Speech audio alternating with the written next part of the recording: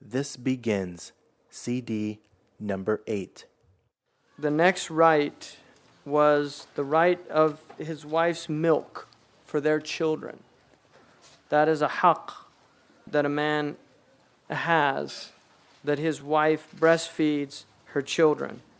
It's one of the miracles, I think, of Qur'an, is the fact that there's such an emphasis on breastfeeding and also on the idea of lineage and breastfeeding affecting that, who you can marry and who you can't. Because we're only beginning to understand things related to breast milk, and I think there's going to be probably more and more eventually understanding why there's that relationship between two children that suckled from the same breast being such an important relationship. And the Prophet ﷺ said, إِيَّاكُمْ وَالْحَمْقَى فَإِنَّهَا تُغَذِّي.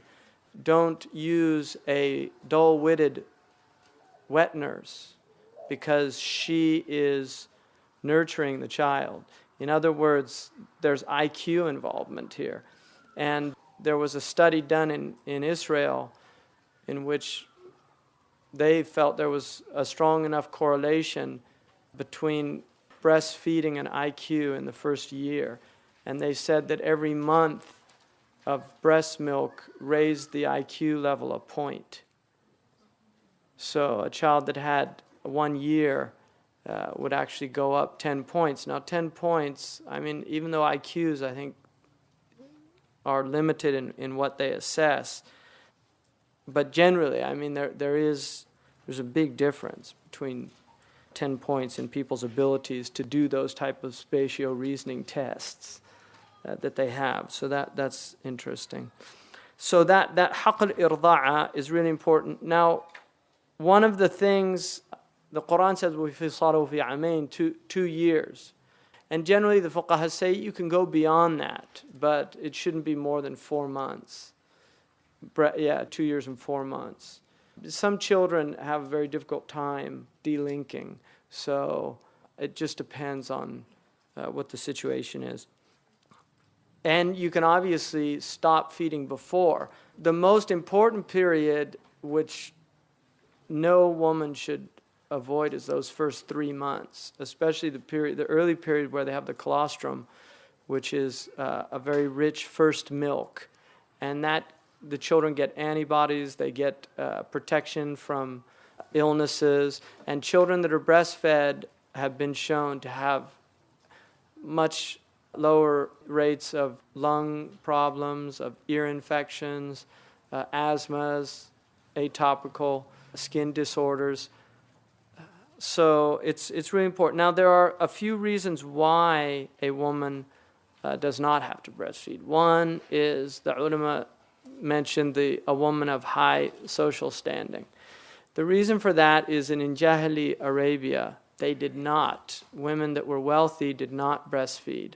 They hired wet nurses, and Islam did not abrogate that. So it was carried over into the Sharia. So a woman who is from a wealthy family does not have to. But that is under the condition that you can find another wet nurse. So if she cannot find a wet nurse, then she has to breastfeed. And then the stopping the breast milk should be with mutual consultation. Both parents have to agree to it. So if it's after 6 months, if it's after a year, it has to be agreed on. It doesn't have to go a full 2 years. It's obviously preferable for the child, but it does not have to go a full 2 years. And when they stop, they should. And then the second is a wife who's sick and unable to fulfill that obligation. So she does not have to do that. And also what can happen is if a woman gets pregnant, which can happen almost immediately after giving birth, I mean, can happen depending on how quick they heal, a woman can get pregnant. It's unusual, but they can. And if she does, what will often happen is the hormone level in the milk becomes intolerant to the child becomes intolerant to it. So they actually don't want the breast. They'll actually refuse it. So that will happen. So if the child refuses, that is also a valid reason. And if her milk is not abundant. So, and there's herbs that can increase milk flow and things like that. And sometimes it takes a little while for the glands to actually start that flow. But generally, a woman should do that. Now, during her iddah period, which is that waiting period of 3 menstrual cycles, she's also obliged to nurse her child. And if the talaq is what's called ba'in, because there's 2 types of talaq. There's talaq raj'i, which is reconciliatorial divorce. In other words, they can reconcile within that 3-month period. The second is baynun al-kubra, which is irrevocable divorce or irreconcilable divorce. And in that case, she is not obliged to nurse the child. And she must be paid a wage by her ex-husband for nursing. So, because he's responsible now for the nafaqah of the child. So it's like food, and he has to pay for her to do that. And she also has a right, if the husband dies, she has a right to be paid from his inheritance during that suckling period. And then any foreign woman who nurses a child is entitled to a wage for her milk.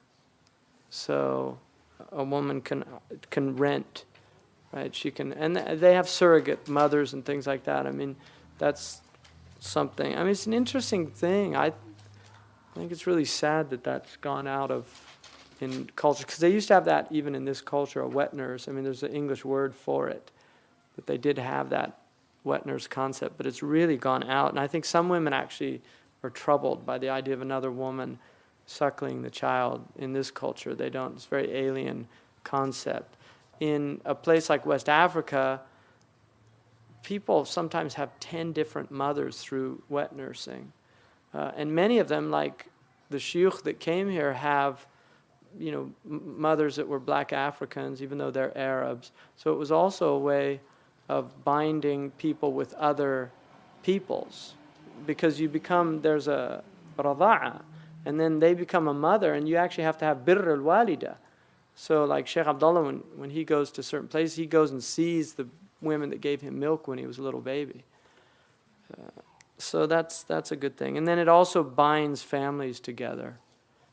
And we know Sayyidina Hamza and the Prophet ﷺ were brothers in wet nurse, as well as being uncle and nephew.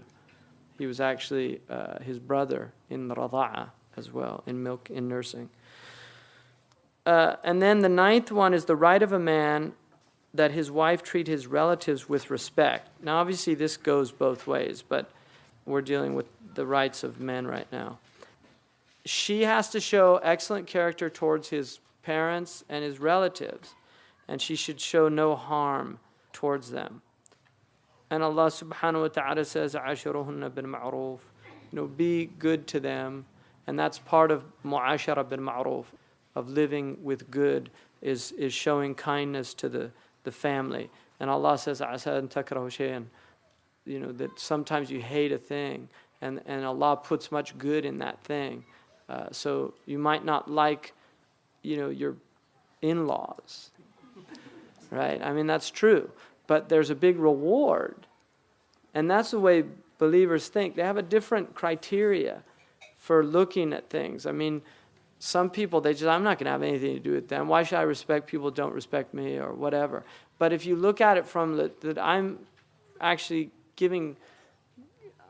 I'm getting a reward for this, it's a different thing, especially when you look at it in relation to Allah. I mean, people will do things for themselves, and they won't do things for others. But if you see it as a reward, that it is for yourself, then there's a higher reason to do it. What Allah is saying is, look, if you relinquish these things that are difficult on yourself, you're going to get a reward for that. And so in the end, it is for you.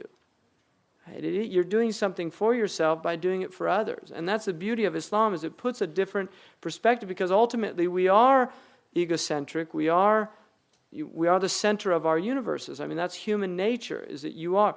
But what Islam does is it transforms your understanding of that. And so you begin to, and then the beauty of it is that once you start doing that, Allah gives you a pleasure in doing that. The more you become in control of your own negative impulses, the stronger you feel. That's the beauty of it. Because you're in command. It's not your nafs. You are in command. If your nafs is in command, it's always a disaster. You'll always feel bad after, once you let the soul take control, you always feel bad. That's what Imam al-Busayri says, that if you allow the soul to take over, it'll either destroy you or bring shame on you. And it's one or the other, right?